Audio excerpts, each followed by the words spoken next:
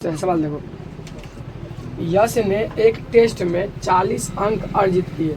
एगो टेस्ट हुआ परीक्षा, उसमें यह यश नाम का लड़का है 40 नंबर लाए। ठीक है, आगे चलो। जब उसे प्रत्येक सही उत्तर पर 3 अंक मिले, मतलब एगो सही करता था उसको 3 नंबर मिलता था। ठीक है, वही ठीक है ना। आगे सुनो। तथा अशुद्ध उत्तर पर 1 अंक की कटौती की गई, मतलब एक तो गलती किया गया तो 1 अंक उसका काट लिया गया। ठीक है, की गई। यदि उसे सही उत्तर पर 4 अंक मिले, तो अगर मतलब जो क्वेश्चन पर सही करने पर उसको 4 अंक मिल रहा था, तो वहीं अगर गलती करने पर 2 अंक उसमें काट दिया जा रहा था। ठीक है, तो यश 50 अंक अर्जित करता है। तो टेस्ट में कितने प्रश्न थे ध्यान दो, यहाँ 2 शर्त ध्यान दो। जब सही करने पर देखो, जब अगर वो लड़का जो क्वेश्चन सही करता था उसमें मिलता था 3 नंबर, सही और गलती। जो क्वेश्चन सही होता था, ठीक है ना, अगर उस पर 3 अंक में मिल रहा था, तो उसी में अगर जो सवाल गलती होता था तो 1 अंक काट लिया जाता। तब इस स्थिति में वो लड़का 40 नंबर लाया। 1 सही 3 नंबर, 1 गलती 1 नंबर गई हो, तो तब कितना लाया यश? 40 नंबर। लेकिन जब दूसरा टेस्ट पेपर में सही करने पर 4 अंक और गलती करने पर 2 अंक काट लेता, तब वो लाया कितना नंबर? 50 नंबर लाया था। ठीक है ना, यही बोल रहा है, यही सवाल है। ठीक है ना, अब बोल रहा है कि टोटल सवाल में कितने प्रश्न थे, कितने क्वेश्चन थे? 2 टाइप क्वेश्चन, अलग अलग एग्जाम नहीं हुआ, मतलब 2 टाइप एग्जाम हुआ। एक ही दिन कुछ सवाल ऐसा था जिसको सही करने पर 3 नंबर, गलती करने पर 1 नंबर काट लिया जाता था। कुछ सवाल ऐसा था जिसमें सही करने पर 4 नंबर, गलती करने 2 नंबर काट लिया जाता था। तो इस स्थिति में बुलाया 40 नंबर और इस स्थिति में बुलाया 50 नंबर।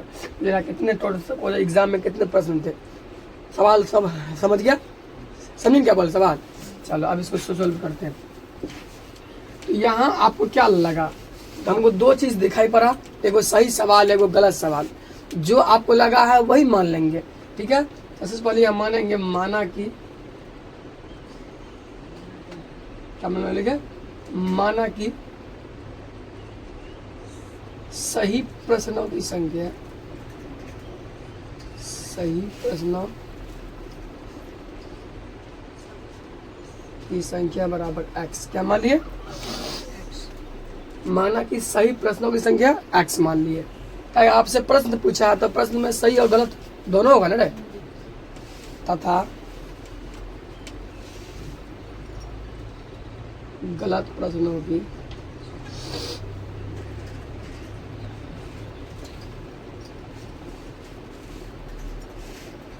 संख्या बराबर y। तो प्रश्न से या शर्त 1 में आ जाओ। देखिए हम क्या करते हैं, सही प्रश्न और गलत प्रश्न, और बीच में हम देते हैं जोड़।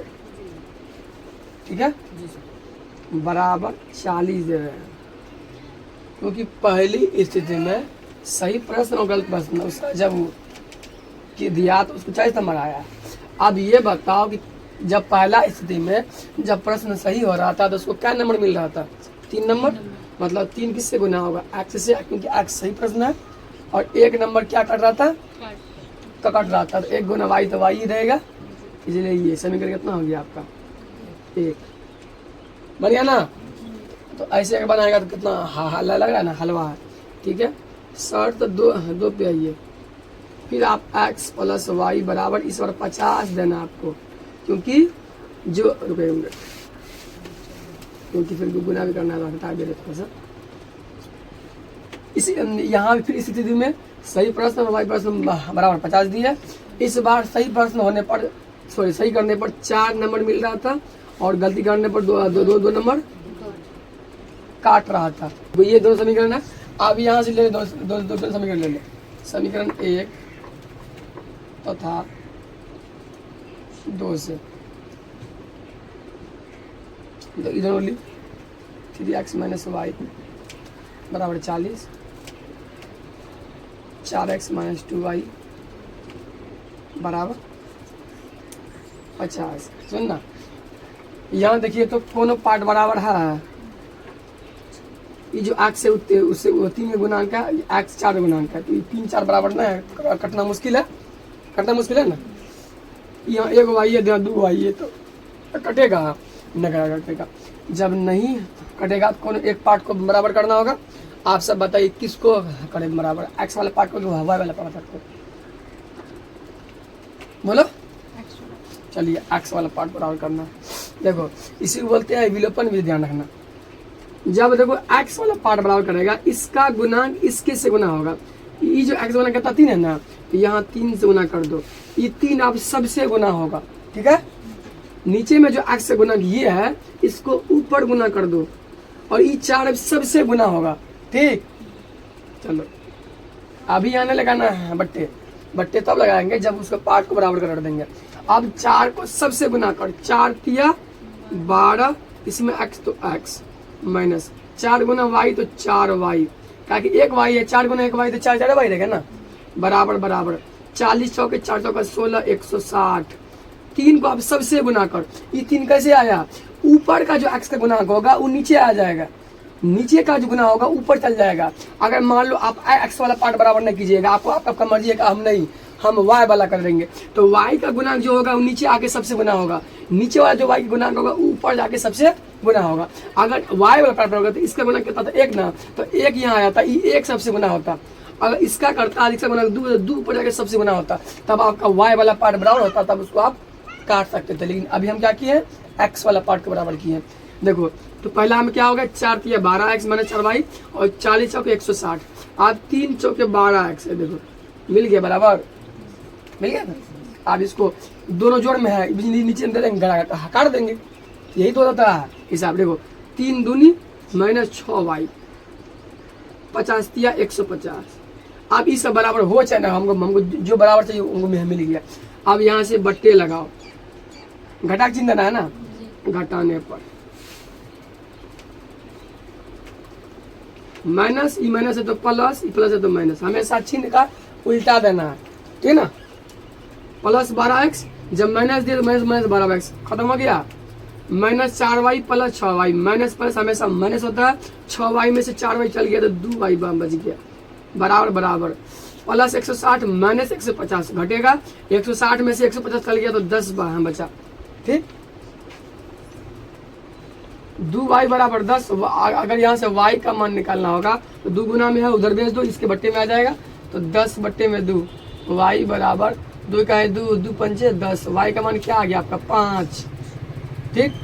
y का मान समीकरण आप लोग 1 में रखिए या 2 में रखिए, तो छोटका कौन लगता है? ये लगता है ना, छोटका देखो समीकरण छोटा लगता है, उसी में लगता है आसान होगी। इसमें लगेगा तो 4x 2x को गुना करना होगा, इसमें सीधा थोड़ा सा जो छोटका लगेगा हमेशा उसी में रखना। तो y का मान समीकरण 1 में रहता है, x का मान चाहिए, खाली y का मान निकालिए, आंसर नहीं हो गया बाबू। तो y जो निकाला आपका हो गया गलत प्रश्न संख्या, एक आंसर निकाल लिया आप।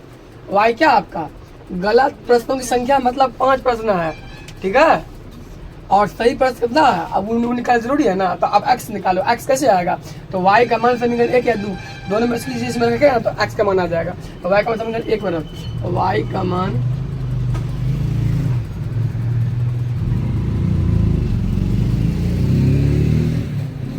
समीकरण 1 क्या आपका 3x माइनस y बराबर 40, यही ना है। देखो हाँ, हमको किसका मान रखना है? y का ना, तो इसको सेम रख, 3x माइनस y का मान क्या निकाले 5, तो 5 इसके जगह 5 आ गया, बराबर में 40, माइनस 5 को बराबर के उस साइड भेज दो, क्योंकि हमको x का मान चाहिए, तो 3x को यही रख ले, 3x बराबर 40 माइनस 5 उधर क्या होगा आपका प्लस 5, बराबर के उस साइड जाके हो क्या हो जाएगा प्लस 5 हो जाएगा, ठीक है। तो 3x बराबर 40 को 5 में जोड़े कितना हो जाएगा आपका 45। x का मान निकालना है ना, तो 3 गुणांक है, 3 को जब बराबर कुछ भेजा जाएगा इसके बट्टे में आएगा, क्योंकि जो भी गुना में होती है उधर क्या होती है भाग में होती है। यहाँ आपका x बच जाएगा, x बराबर 45, ये 3 इसके बट्टे में, तो x बराबर 3 का 3 3 15 45, 15 बट्टे 1 नहीं खाली 15 लिख ले। x का मान क्या आ गया 15, इसलिए सही प्रश्नों की संख्या, अच्छा कुल प्रश्न पूछा है, देखो तो हाँ आंसर में, हाँ सही प्रश्नों की संख्या क्या एक्स मत रहे, एक्स कितना आया रे 15। गलत प्रश्नों की संख्या क्या वाई माने है, वाई कितना है 5, इसलिए हमको सही आया 15, गलत आया 5। प्रश्न गलत प्रश्न है ना रे, लेकिन कुल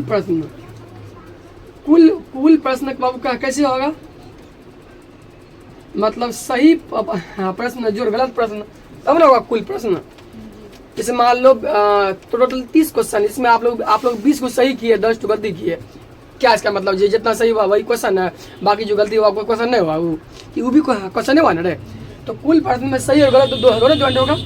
सही कितना आपका 15, जो होगा गलत कितना है 5, 15 5 20 हो गया आंसर। चलो